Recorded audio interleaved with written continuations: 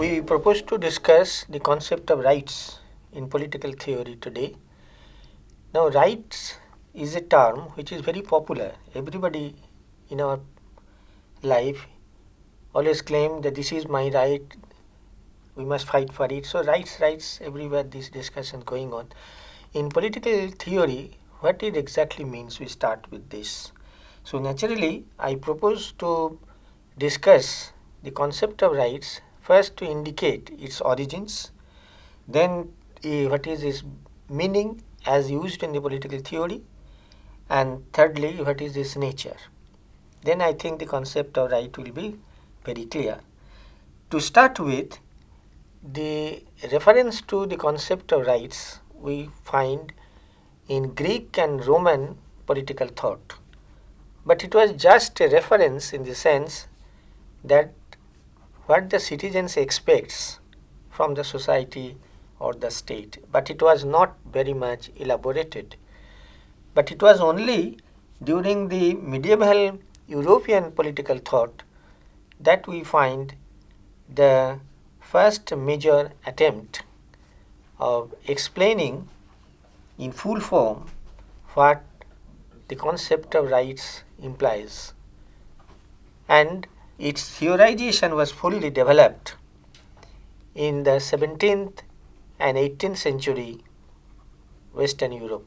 All these discourses mainly veered around the concept of natural rights.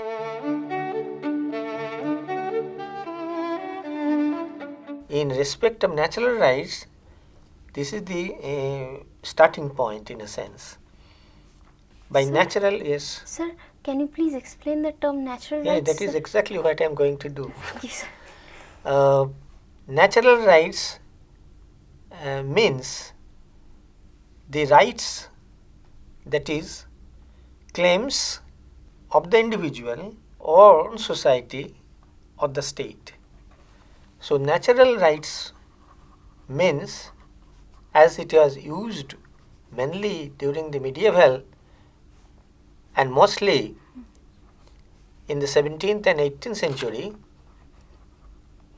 that it was conceived as basically a moral right.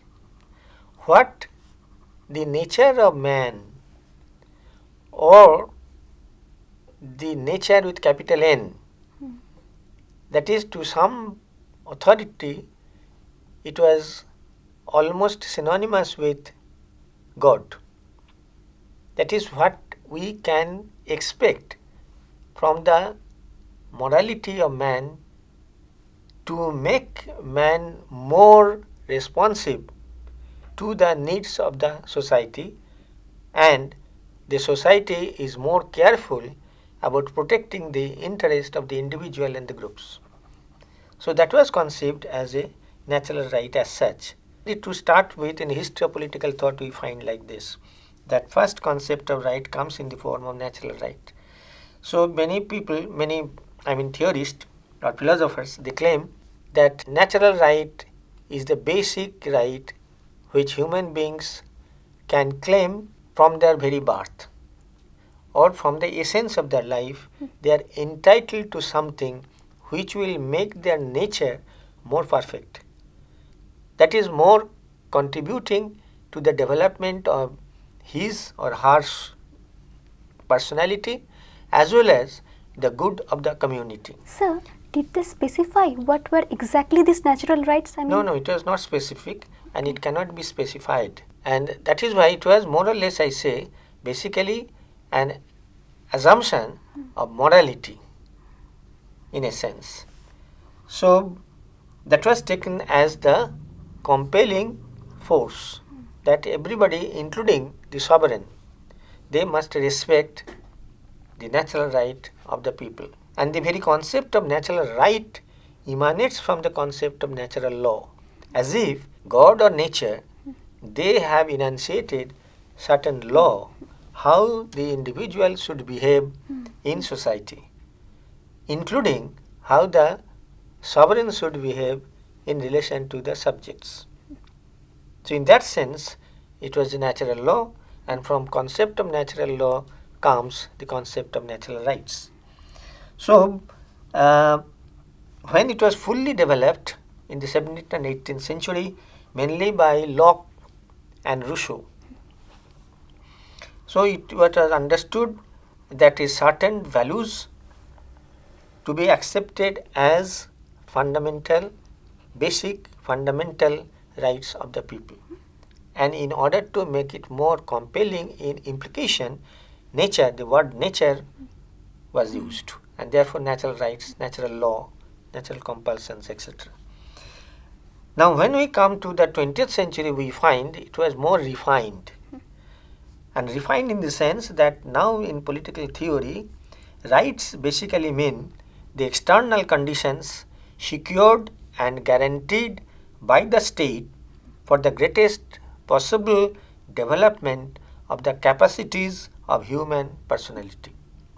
I think now it is clear. Yes. When the state formulates a scheme of such development or conditions of life, it is called rights. And they proceed to determine the distribution of rights. How it among the people, among the sections, who entitled to what. Now, Harold Lasky has said that a state is known by the right it maintains. That means what kind of conditions of life are maintained by the state, that reveals the character of the state. And John Plamminetz, another great 20th century political philosopher, he put it like this: no adequate theory of the relation of consent to political obligation is possible unless it includes a consideration of the nature of rights. That is to say, that is the summum bonum, the essence of political theory, the relation between the people and the government or the state. So, people have got the obligation to obey, but state has got the duty to protect certain conditions, to ensure protection of certain conditions of life, which will enable the citizens or groups of citizens to fulfill the basic conditions of their existence and develop their personality. Now, that is more or less the same thing which is, in other words, Lasky was putting in his typical stylish words, that the theory of rights is the avenue to a creative view of politics. It is only through the rights that one can discover what is the content of life.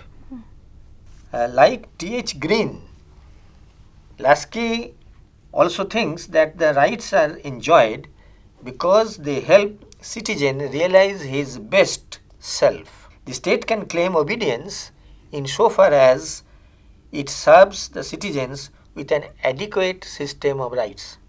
And that's why from one age to another, in one historical epoch to another, the very concept of rights varies, and the connotation of rights and the number of rights, they also vary.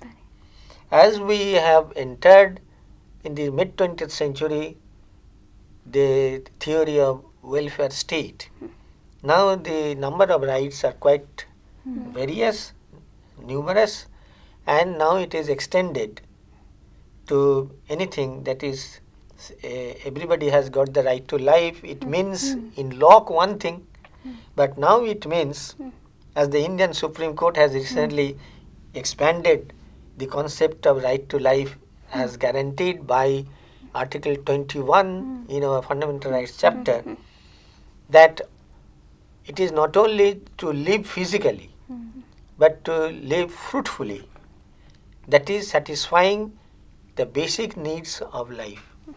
The people are entitled to have these claims fulfilled. So it is their rights. It is true that at least two major figures in recent times, Thomas Hobbes and Jeremy Bentham, they have dismissed the concept of natural rights as bogus. And so also David Hume. They didn't believe that there could be any natural right as such. The very concept is not tenable and is not acceptable. But parallelly, we have got such philosophers as Tom Paine,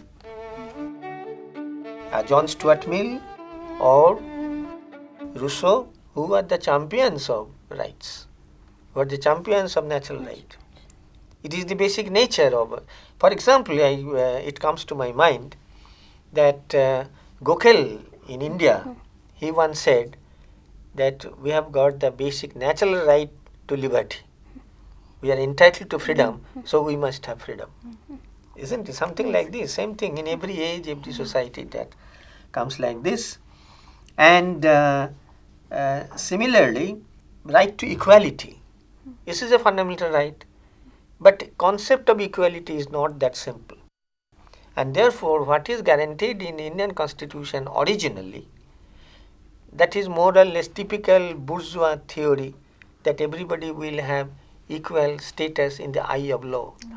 But later on it was expanded or mutilated or changed and amended in order to satisfy the needs of different types of communities, scheduled caste, scheduled tribe, etc.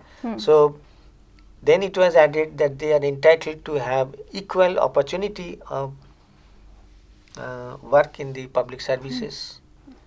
And from then again it was amended to say that certain categories of people must have the right to have their special rights, that is reservation, something like this. So it changes. Now nature, so far as the nature of rights is concerned, rights carry a meaning only in the historical experience. There cannot be any absolute concept of rights as such. A concept of rights in medieval period, in the late medieval or early modern period, in 20th century, they are dissimilar. They are not the same thing. It all depends upon, I have already pointed it out, on that particular historical experience as such. And therefore, the latest phase we find in political theory, that the pluralist, those who believe that sovereign power is not single but it is plural, those who demand that sovereign power of governance must be distributed among different groups in society. Now they naturally, quite naturally, I mean in the logic, in naturally here I means by natural logic, they claim the plurality of rights. There cannot be any one fixed concept of rights. There cannot be any fixed list of rights, but it must be one dynamic, developing one, and state is obliged to protect those rights in the context of the particular historical context. Lasky says that economic rights is very important because when he was writing his major work, A Grammar of Politics, that was in the 30s. So at that time, economic constraint, depression, etc., they are very important, labor movements. And so he was emphasizing economic rights as a very important one, which will protect the other rights also. For example, right to life will have no meaning to the poor. The right to general standard of living will have no right to the unemployed. So similarly, he says that economic rights basically protects the other general rights. And he gave the example, for example, the right to employment, right to benefits in case of industrial injuries, or right to a minimum wages. These were very important in England or in America in those days. It is also become very important now in India. We feel very much right. Right of free speech cannot be protected but enjoyed by all. If they are unemployed, what can they do in that sense? If they do not have adequate education, so right to education now is becoming also a fundamental right. And you can say, not in the medieval sense, you can say it is the natural rights, because very nature of man will remain undeveloped unless humans get the freedom of education. So in that say, it is expansive, the concept is expansive. That is what I mean to say. And now we come to the varieties of rights.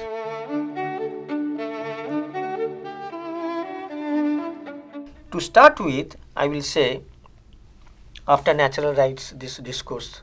Now the first major variety is what is called the concept of legal rights.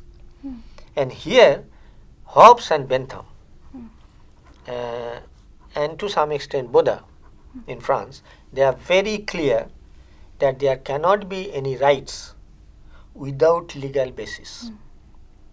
And to some extent it is so. It's true. There can be emotional expression of different rights.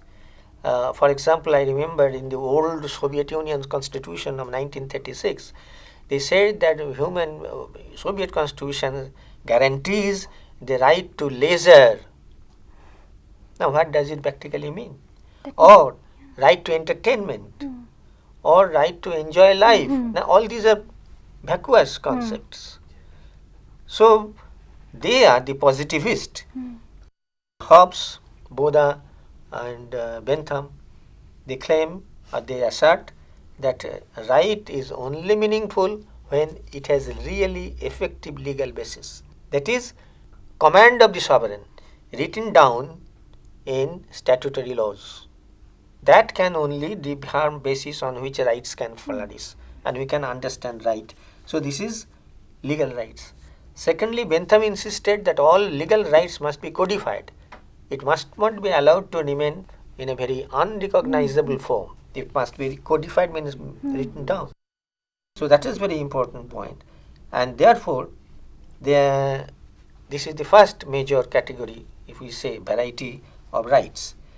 But then came the another right which we call civil rights.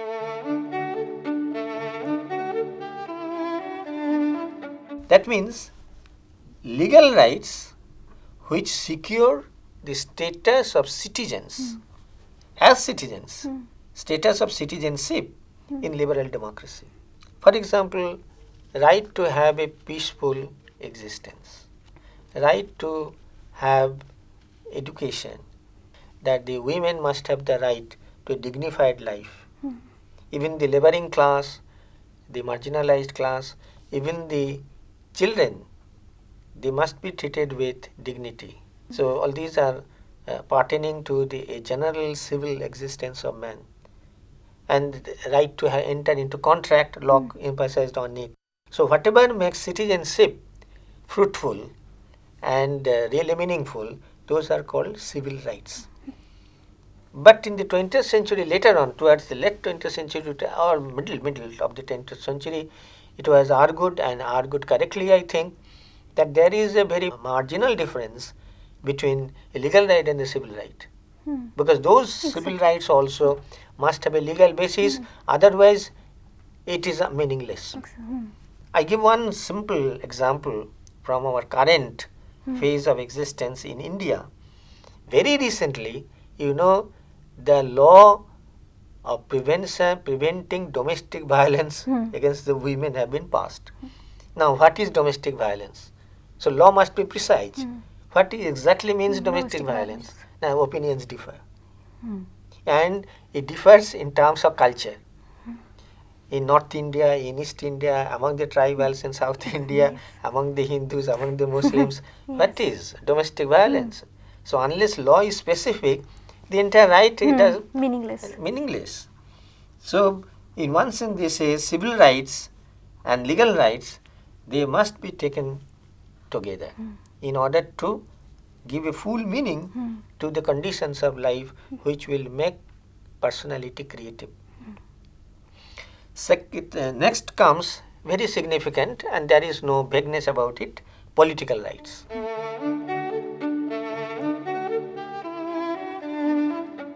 And here first comes the right of franchise, that is right to vote. And naturally right to vote will also carry on or bring with it the right to be elected to public offices, to stand as a candidate. And thirdly, right to exercise political power, to have meetings, etc., demonstrations. All these are political rights, distinct from civil rights. Yes. Then we come to another category, say social rights.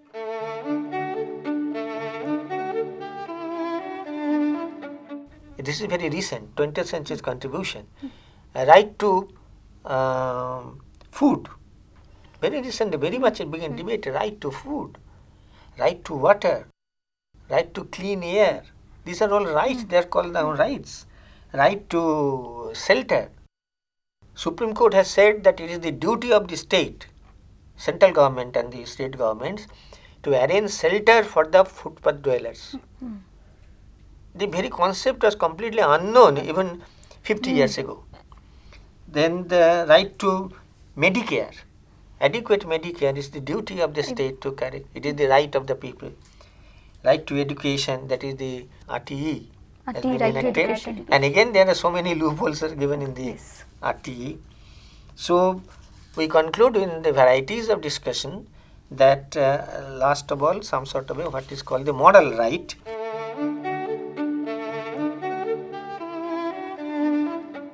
That is important interest of individuals and the protection on wider moral considerations. Right to professing religion of his own choice. Not only right to religion as such, but one must also have the right, some individual may have claimed the right that I don't believe in religion, that is my right.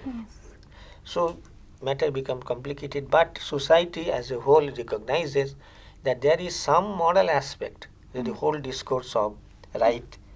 That is a distinction between the standpoint of Hobbes, Bentham, Hume, that only legal rights is the only thing which means business. That is not, because legality is precise, but morality is also substantive. Morality is not vague as such. And there, last of all, there are certain rights which come by custom. You may call it customary rights.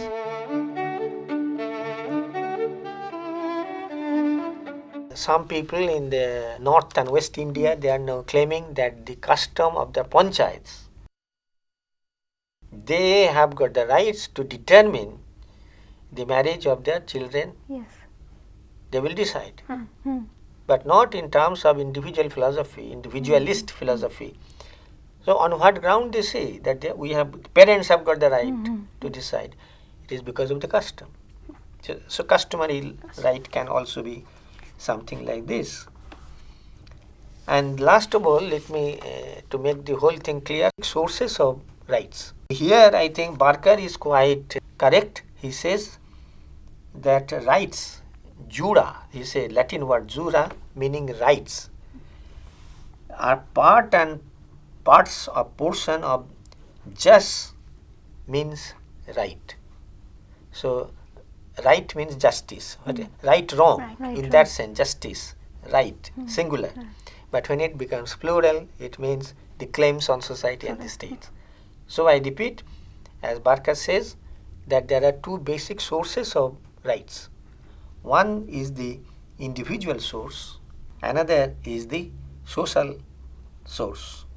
One is the legal personality with immediate ground, and other is the ultimate ground, that is social recognition. So unless there is social recognition, there is no right. There are so many laws in the statute book give us a right. Then unless there is condition, because if you say the right to right to employment, that does it mean that everybody will get the employment they are getting? Reality says something different. So if the conditions are not present, I think Barker is quite right, he says. So it is the right with capital R, meaning thereby distributive justice in the society. They determine the rights. That is what kind of claim the citizens can have on the society and the state. So rights determine right. Here also I think Barker, he says, is quite correct, that ideally a right will always be derived from both this individuality, personality, and from society. But in actual life, there can be a concept of quasi-right. It's a new thing both Barker has emphasized. That is, there can be some right which has only individual personality as its source. Ideally both, two sources. But quasi-right means either only individual rights. For example, he has given the example that it is the personal right in a slave society to have freedom. Individual slave says, I have got the right to become freedom.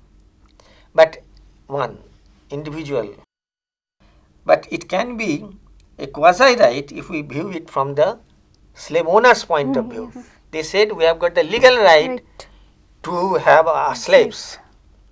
So in either of the case, when the one sense is taken, then Barker argues that it is quasi-right. So in that sense, I hope you appreciate by this time that the very discourse on rights is quite expansive, it is complicated, but at the same time quite interesting and challenging. But there is no unitary perspective on right. No, there cannot be like this. It is a comprehensive concept, and it is a real challenge to political philosophy and law. Okay.